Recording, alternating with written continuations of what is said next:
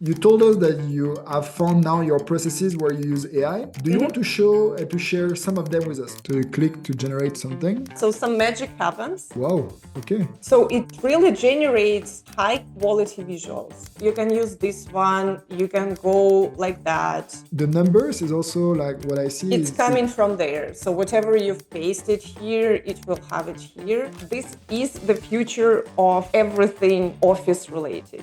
We will change the way we work. We will change the way we manage people, we hire, we build teams.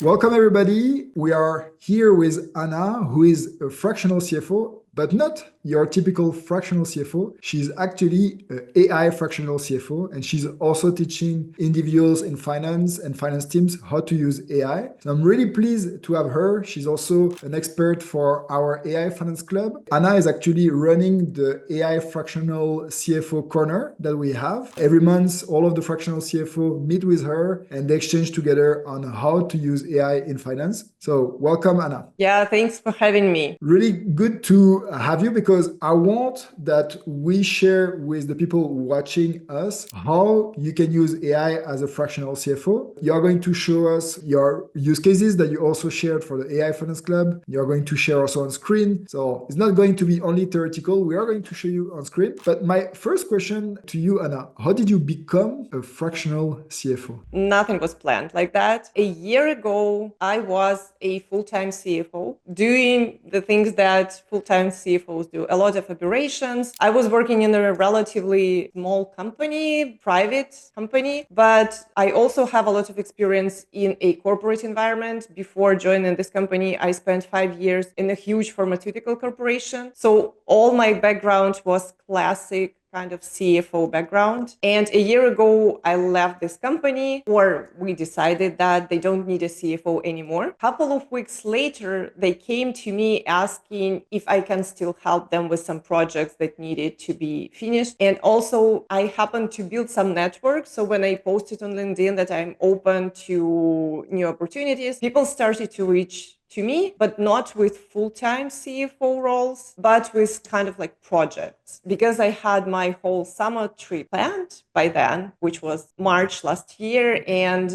me and my kids, we go to Europe for 2 months every year. Everything was already planned. And I thought, okay, I'm not taking a full-time job. A lot of companies want CFOs back in offices. I'm not a big fan of full-time office work. So I thought, okay, maybe I'll just do this fractional thing for now. And when we get back, we'll see what happens. And I started with the project. And also I started to think maybe I need to learn something new. What's going on in the world? Because if you are a full-time CFO, I'm also a mom. I have a lot of things I take care around the house. So I literally had no time to even look around and see what's going on. AI was pretty loud. Already by now, it was beginning of 2024. So ChatGPT was already there. A lot of different tech was already there. So I thought, okay, I'll spend this free time looking at what AI can do. And I took a very practical approach with trying to use AI on the project that I had and switching to classic ways of doing things if AI didn't work. Now, you have to be mindful of not doing that if you are under a tight deadline. Don't do that if you have to deliver things tomorrow. Like, do things the way that you know will work. But because I was experimenting with a lot of things and my clients were understanding of these like new ways I was trying to do things. So I tried to experiment and some things started to work, something didn't. And I also started to speak about it. And it turned out that there are a lot of people who would like to start using AI, but they don't know where to start. They don't know even where to look at. And plus, finance function is under a lot of pressure and everybody is scared. What will happen with my data? What if I get wrong answers? And do I have to like double check everything that is coming from AI? So I started to share my experience with my CFO peers. I'm a part of several CFO communities. Somehow it turned out that I can share a lot of things, so people became interested in that. I like teaching naturally. Let's say by the fall, by September 2024, I had some book of fractional CFO clients, but I also started to get clients who wanted to get a training on AI, to help build some simple process automation, to educate their team, to help them put together the policy. So now I'm in both worlds. I honestly really like being there. I try to keep them both alive and not take the full-time CFO role, which had a couple of offers and I turned them down, which took some courage, honestly. But I'm really happy with where I am now. I would like to continue doing that. I found my mission in really helping finance community to get closer to AI, to empower them with the tools that they can use to save time, to become more efficient, to maybe remove some obstacles that are not really there, but everybody thinks that, you can't use AI on this, you can't use AI on that. So that's what I'm trying to do. Like you, probably, I think that this is the future of everything office related. We will change the way we work. We will change the way we manage people, we hire, we build teams. So it feels really exciting to be in the beginning of this hopefully revolution. Yeah, so that's where I am. I have 50-50, I would say, of my time. Now I have a pretty big fractional CFO client, which is approximately half of my time. And I take occasional projects with other clients, and the rest is teaching. I am working on a course. I am also collaborating with several companies that do AI implementation, like full-scale project implementation in AI. And I think companies are getting closer to that. But also what I see is that you really need someone to connect finance and tech in this world, because they really speak different languages. And AI project implementation is not the same compared to your normal project implementation, or compared to the projects that CFOs are used to, like ERP implementation or BI. So this is a different animal. Again, this is all in the very beginning, probably. But I think there is a big opportunity there too. So I'm looking into that now. I'm blown away because I thought you'd started much earlier than 2024.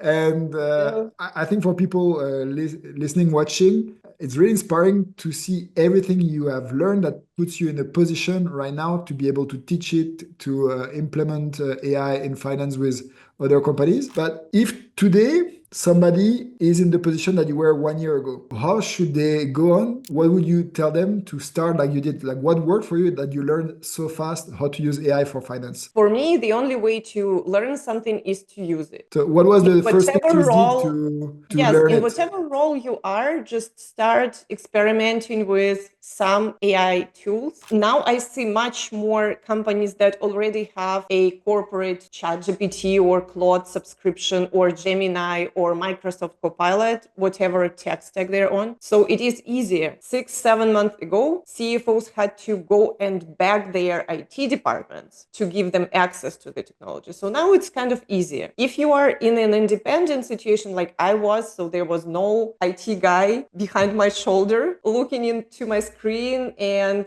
telling me what I can do, what I can't do. So that makes it easier. But even if you are in a corporate environment, now it's easier. So just go and start doing something. It is very helpful to put some policy around that, because what I see is that finance people are naturally conservative. We should be, and we try to be overcautious in some things. So if you are a finance leader, or maybe you are in some more lower management position, try to have a discussion and put some rules around what you can do and what you can do, and what data you can share with AI and what you can't. So this at least puts the ground for experimentation. And then a year after I started, I have some things that really work for me. So I have some processes that I just have built and I do and I use. And I also spend a lot of time learning new things. So I mindfully dedicate time to learn. I am now enrolled into a educational program called AI for Leaders here in Texas, in University of Austin. But you don't necessarily have to do that. There is a lot of free stuff around. Just find a community, find a source of information that you trust, that works for you, and start doing things. And then step by step, everybody finds things that work for them. It is really helpful to do that in the community,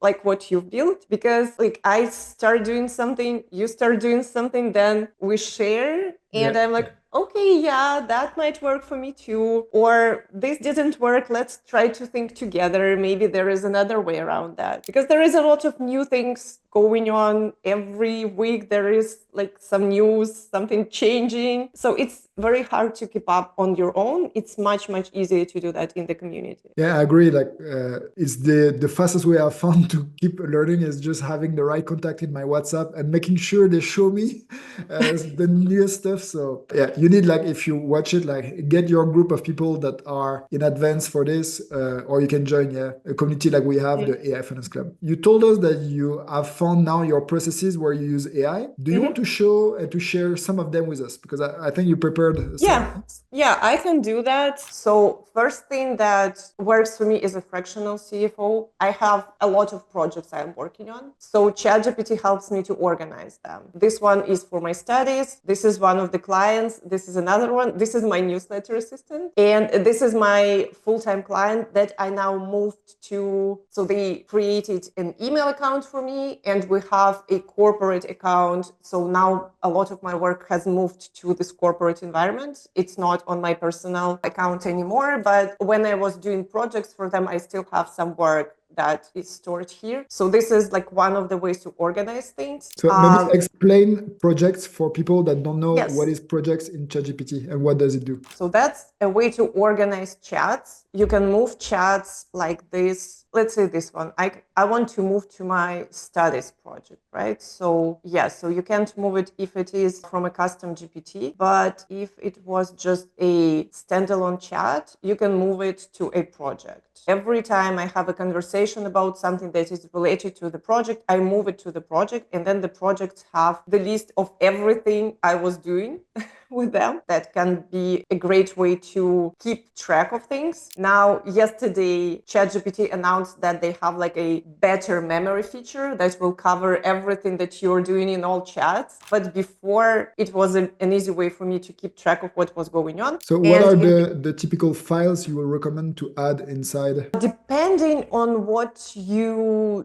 do with the client. So my work with my fractional CFO clients is not standard. So sometimes it would be a work on a credit line, for example. Okay. So I would upload the term sheet, then the next term sheet, and all the email flows that we have between the internal stakeholders, external stakeholders. If I am preparing a report for them, I would also upload it to keep it in the files. So the next time you need to do something with this client, you just ask ChatGPT to give you, I don't know, the summary of the last 5 emails, or what is the main negotiation point that you disagree with the bank about. And for the email, you just go in Gmail or Outlook and you download it as PDF, right?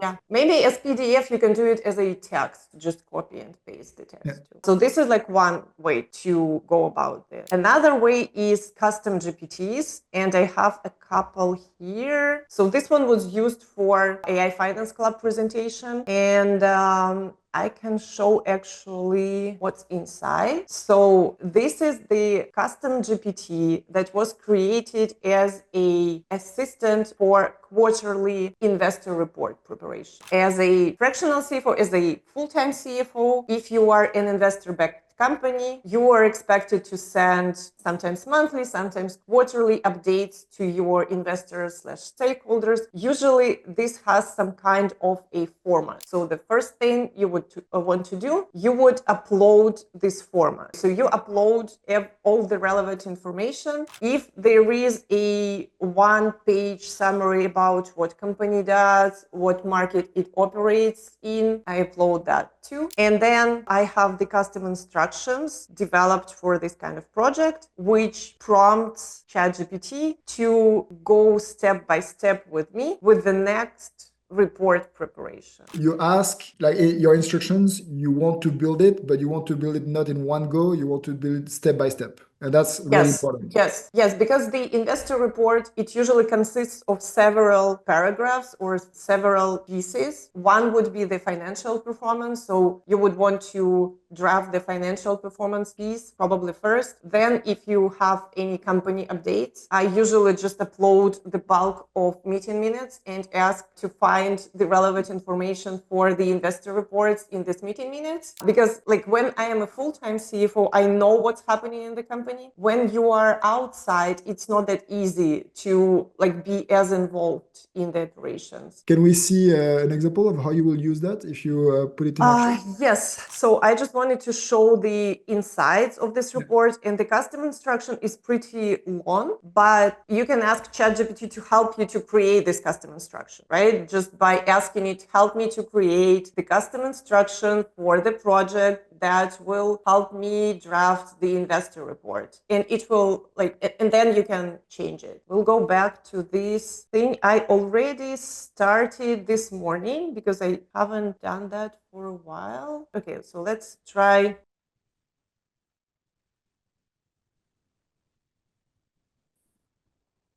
So now you say, okay, you're working on a Q3 investor Yes. report, and it Yes, knows already it's just the beginning. So now it asks me to give it the financial data. It has the data already, so it was already uploaded. It tells me, this is what I found. Can you confirm that this is the correct source of information? Okay, so it has financial metrics, it has revenue breakdown, and it gets this information from a Excel spreadsheet. So it's not presented in this way. I can actually. And one question that I always get from CFOs is, how do you make sure the figures here are correct? I haven't seen a lot of hallucinations recently. Honestly, one thing that really helps is if you add in the custom instruction a sentence that ask me every time you don't have the information, ask me about it. Like, don't invent any information that you don't have. And second is, so you see, it doesn't tell me that this is correct. It tells me, please provide the information or please confirm that this is the right information. So on every step of the report preparation, I will need to give the feedback. I am still responsible for making sure that the report is correct. So I don't want to just, blindly drop some spreadsheet and then blindly send the report to the investors. I never do that. This is an assistant. You use it as an assistant and you double check everything that comes out. But it will still save you time. And like you say, of course, yes. You do your work yes. as a fractional CFO, meaning you own the figures. But you say that even after verifying, you almost don't see much problems, right? The quality is quite high. Yes, it was the case maybe like a year ago. It was much worse. Now it is pretty reliable. It's not like every figure in the spreadsheet I need to check. I usually do some kind of high-level verification. Yeah. If it's when you do a balance sheet, you make sure that it matches, right? Like I was an kind of auditor, stuff. so as an auditor, you have all of these reflex. Like you check that the total is the same in Yes. two reports. Yes. You check that the assets and liabilities are the same. You check also that, you scan through just to see if your something pops out really weird. You also do like Pareto, so you check 80% of the biggest one to make sure that you didn't miss the big elephant. So yeah, like all of these habits as a auditor, for me, they are really helpful actually with AI because it's a great way to review. Yeah, if you do it for a long time, you kind of know where to look for discrepancies and you just do this quick scan. If everything looks correct, yeah, you just go ahead. So I am telling it, yeah, it looks right. Let's assume it looks right. So I'm telling you, yes, proceed. And then it will combine the operational data, supply chain metrics. Okay, this is probably something that I provided before. Then I would say, yes, this is correct. Or maybe I have a new report that is more recent than the previous one. Then I can just upload it here, right? In whatever, like from computer, connect my Google Drive. Sometimes I would just take a screenshot of the relevant figure and just go ahead with that. If it's quick. So I can say, don't use this data. This is the recent data. Use this recent one, right? Really cool. So this is the customer testimonial. And just this one is fake data, right? Medicore. This is fake data. So that's the next step. And then you can go with the next step and the next step. And I will not probably do all of it, but I can ask it.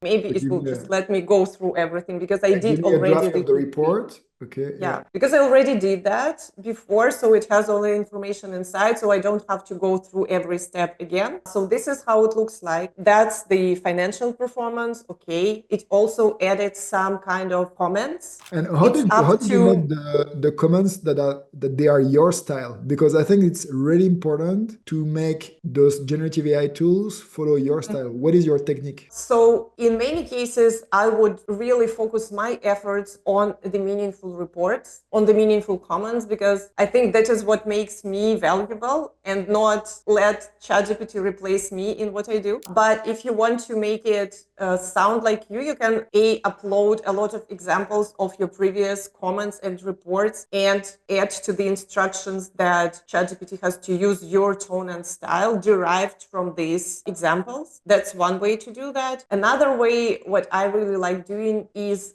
sometimes the report would be correct, but sound, let's say, too negative. So I want to prompt ChatGPT, this is all great, but make it sound more optimistic. Okay. And that's a great thing because if you are a person, it would take you a long time to make these small changes, right? You like read through all the sentences, you add a word here and you add a word there. And here it's like in 1 minute you get it. So I really like this change the tone instructions, usually work pretty well. Does it sound really like me? Honestly, I don't know even how I sound now because my sound is also the ChatGPT sound in many things that I do. And if you think about it, like if you remove it from your workflow, how would you sound? Yeah, I like don't know. I was thinking about that the other day that if now I will train the AI on how I sound, it will be also trained on data generated by AI because some of what I use is also generated by AI. So because my particularity is that I do a lot of mistake in English.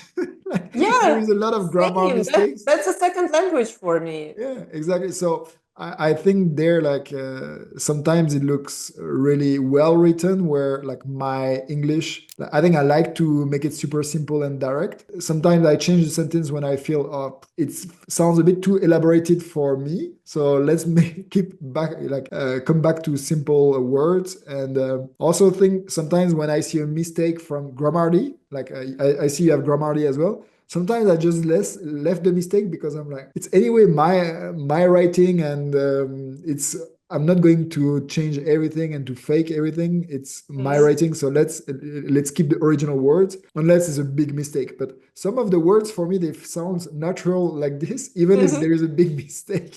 So I leave it like that. And I receive sometimes from people reading my emails like feedback on, yeah, here you had a mistake and things like this. And I find it funny because, yeah, like I think it's nice that they send it, so I always take it nicely. But I think I took now 3 languages, so French, German, and English. And I challenge a lot of people to talk 3 languages, and especially to know how to write them. Like today, I had to write an email in German. I use ChatGPT with this, but I asked my wife, who is German, and I say like, can I not let like the mistake here? And she was like, no, actually, like what ChatGPT wrote is also sounds better, because I thought mine sounded better, but she said, no, please change it.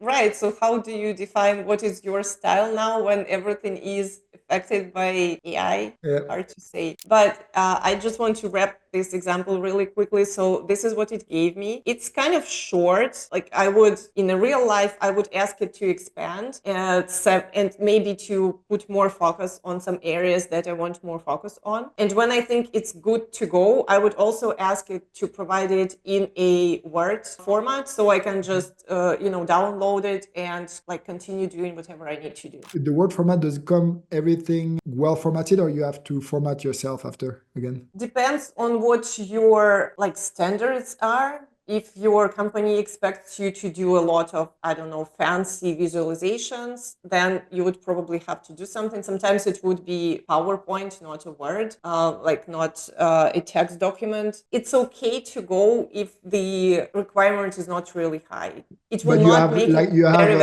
have the headlines and all of this is inside. Yeah, Yes, that's you already can good. do you can upload the format and it will provide you in the format, but I don't really like to do upload and then download of the full document. I prefer to just copy and paste the middle, like whatever Okay. you really need. Again, this is all changing, so that was the case before. Maybe with this new picture generation tool, maybe it's gonna change and you can just generate it all as a picture, including the text, including the visuals soon enough. So That's far, it's actually maybe a good segue. Have you tried ChatGPT image generation for your work? I have, but I prefer another tool, and I can show what it is to you if you want. Maybe you can So show what for you some tried in reason, ChatGPT didn't give me good output.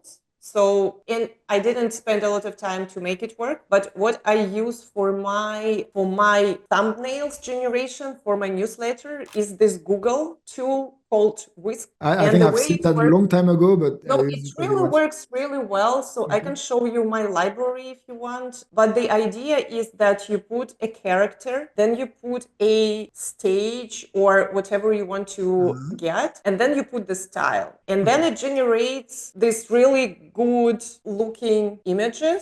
The text is correct. And I use this constant character of female CFO with red curly hair. And I can have it constant across my visuals now, which was That's not the wonderful. case before. I use this one. Maybe I'll switch to ChatGPT. But what I find happening more and more, before I was switching all the time, like between Claude, ChatGPT, Gemini. Now I have my workflows built and I stick with whatever works and I leave some space for experimentation, but I don't switch from one tool to another too much. And I even canceled my Claude subscription. And you are the first one showing me Claude I project. liked it. I liked it a lot. But now, when everything is in ChatGPT and it will now get the memory, it takes just too long to explain to Claude everything that ChatGPT already knows. Okay. So No, instead of that's a wasting. big statement, yeah. Okay, we got two fun use cases, and I really like the custom GPT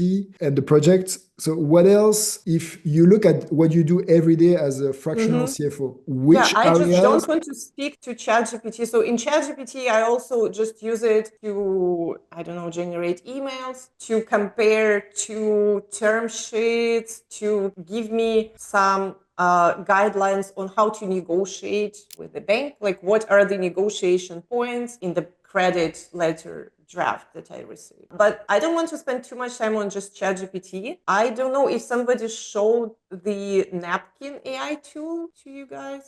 Did you ever hear about it? So that's I've heard about it, but I don't think a lot of people know it. So go ahead. yeah, so that's a great tool to generate visuals, and I'm not great in infographics or in like workflows, so it has a lot of pre-built. So for example, we have this Q3 investor report, right? So we can ask, what are the top highlights, for example? I don't know. Yeah. So what are the top highlights? Yeah. So, okay, so we have like solid revenue growth, strong performance, something like that. Okay, let's say we Yeah. want just to copy that and to paste it here. And then you do this. So you click to generate something. Yeah, so some magic happens. You will use that in which context? Wow. Okay. So it really generates high quality visuals. You can use this one, you can go like that. So you can pick this. The numbers is also like what I see It's is coming from there. So whatever you've pasted here, it will have it here. And there are a lot of various styles. this one is good. So it is really good. So I use it for presentations. Like I said, if your company just wants numbers and like a text document, that's okay. But in a lot of cases, they would want some fancy presentation for the board meeting. So this is the tool that I use for this fancy presentation. And so you can choose this style, and then you go inside and you can choose between like the colors. So we can make it all blue, you can make it different font, and inside, so when you've picked something, you can go and edit this too. Yeah, you can change like pretty much everything. And again, when it's done, it's very easy to export it. So you can export it as a like with background, no background, light, dark mode. So it's very, very handy. You can do it. They just added actually a couple of features that I haven't tried yet, but that's a great help. I'm not great with all these visual tools. Like that's not what I do as a CFO. So getting some help in putting together a fancy presentation, that's nice, I think. And it's free so far. So go ahead and test it. I think at some point they will start charging people for that. But so far, I really like it. It's high quality visuals and very, very quickly. So this is another thing that I wanted to share. And last thing, this is the Notebook LM, again, the Google tool. I talked about it in one of our presentations when I used it to create a audio like podcast. But so maybe for the context, Anna is an expert for the AI Finance Club, and she prepared an article to show how Notebook LM can be used. Maybe explain first what is Notebook LM and what can it do, because I don't think a lot of people know about Notebook LM, and especially they don't know how to use it for finance. In the case that we are now discussing, I suggested to use it to create a podcast, like a conversation between two AIs around a policy. So I have the credit management policy here. You can use this. So Notebook LM is like a learning or knowledge organization tool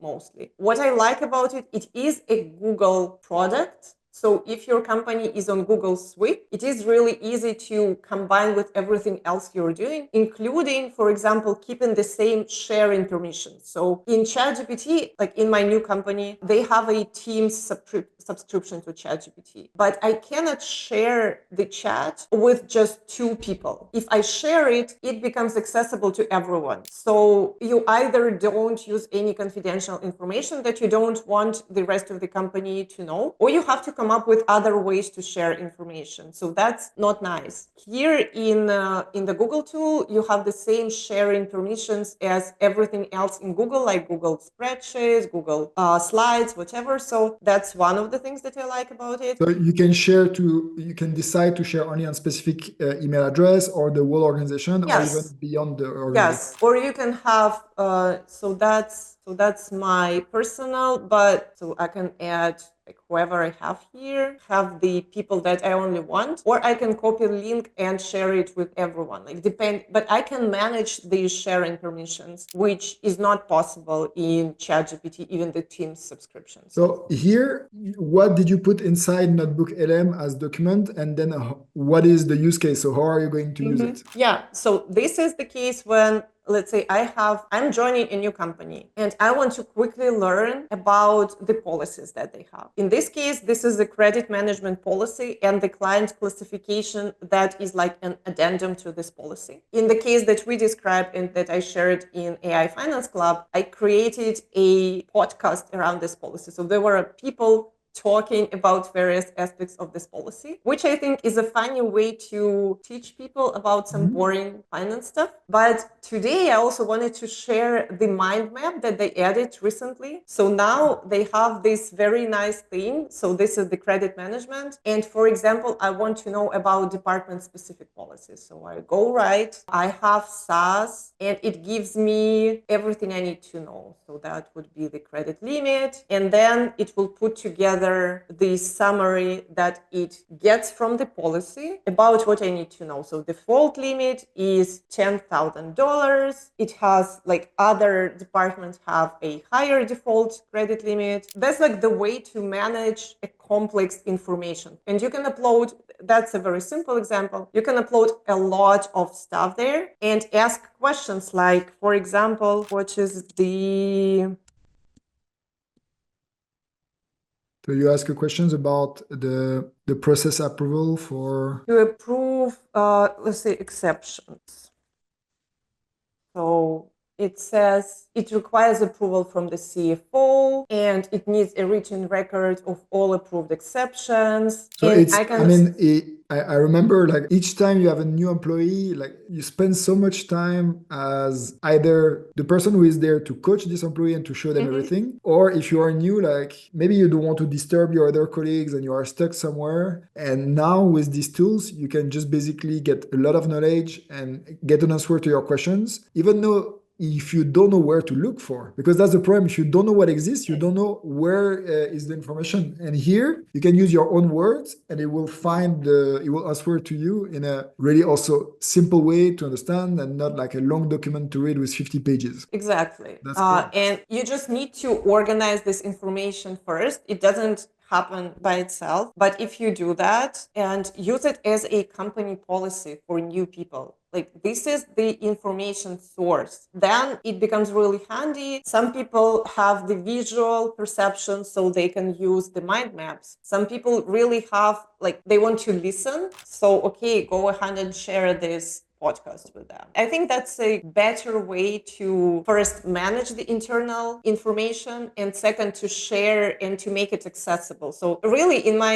exact case, I'm now starting to work with the company. The company is 5-6 years on the market. They have a lot of information I have to navigate. They are in like a health tech space. So there are a lot of regulations that you have to follow, and they are international. So you have to mind the aspects in various jurisdictions. So that's a lot of like things to digest. Having something like that, it's really very helpful. And then if, for example, you have a new person in the team, it's very easy to ask it to give you the step-by-step process to provide to, I don't know, accept new flow in the policy. So what is the policy update process? What needs to be updated? What's not? So like that's a really handy way. So now that we approach the end, last time in the Fractional CFO Corner in the AI Finance Club, you got the question from a lot of the members who are also fractional CFO. They ask you, how do you deal with client data? And you have actually like a really smart way to handle it. So can you explain a bit, how do you handle that? And what is your philosophy around data confidentiality with clients? First of all, that's a really great question. And that's a real blocker for some people who want to go this route, but are concerned about data privacy. Again, there are various views on that, but I do trust OpenAI. I have a paid subscription and I have the share your data to train the model setting off. It is on default. So it's important to kind of do everything you can to keep the data private. And then with every client, I have this conversation. I am an AI powered CFO. What is your tolerance to me using AI on your data? And sometimes they will say, great, just go ahead. Sometimes they will say, oh, we are concerned, don't do that. Like, okay. Fine, like the client is the king. Sometimes I would have to do, so my default contract has the clause that explicitly states that I'm using AI and that the client gives me consent to that, and that they have an opt-out option if they don't want me to do that. Often it would be not my template, it would be the client's template, and the client's templates usually don't have that, but I prefer to document it this or another way, even in an email. Dear client, happy to start working with you. This is what I do. What is your tolerance level? Again, it is very different case by case, but in most cases, it helps to just have this conversation, be very transparent with the clients about what it does. Funny thing is that in a lot of situations, when they hear about me being like AI powered CFO, I would have people from the rest of the organization come to me, oh, we have this painful process. Can you help us like fix it with AI somehow? Sometimes I can, sometimes I can't, like it depends, but it is a good place to be now. Being an AI powered CFO, I think was not that recognized a year ago, like 6-7 months ago. Now, first, a lot of job descriptions for finance managers and up positions already have some mention of AI. And I think it's going to be more and more. And becoming an expert inside your organization or with your clients, it really helps. So it's not just about me saving time and not spending, hours on some tasks that I hate.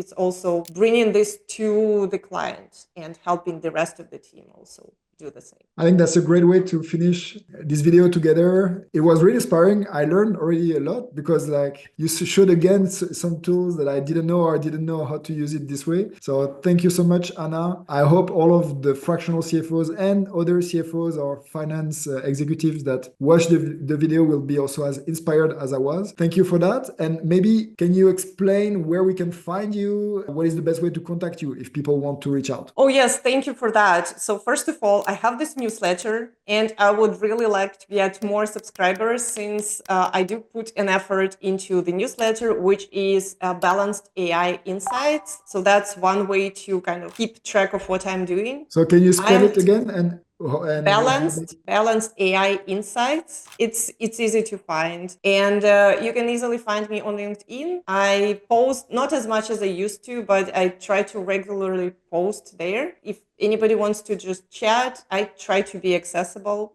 as much as I can, because like I said, it's not only about, I don't know, making money or making it my business. I think it's something that I really, really like doing. And I would be very, very happy to help as many finance executives, professionals to use AI technology to get rid of the tasks that we hate and to be able to spend time on meaningful things in our business and to have a healthier work-life balance, ideally. And I think that's really important because we see so many finance departments where at the end of the year during Christmas and New Year's they work late. Yes. At the end of the month, they will have to work also on weekends. And I think this thing should not exist anymore, should be only on big anomaly and should not be a routine. So AI is not only there to take our job, but maybe take just the job that we don't have to do in the evenings and in the weekends. Exactly. If it does that, Yes. I think a lot of us can go home earlier and